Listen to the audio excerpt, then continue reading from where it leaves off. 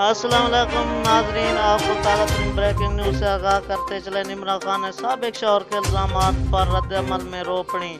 पाकिस्तानी अदाकार निम्रा खान ने साबिक़ शौहर के तहक़ीर अमेज़ अल्फाज में तलाक का ऐलान करने पर रद्द-ए-अमल दे दिया।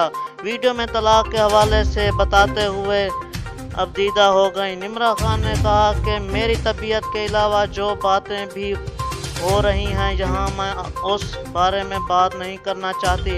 बराए करम इस पर आप भी बात ना करें।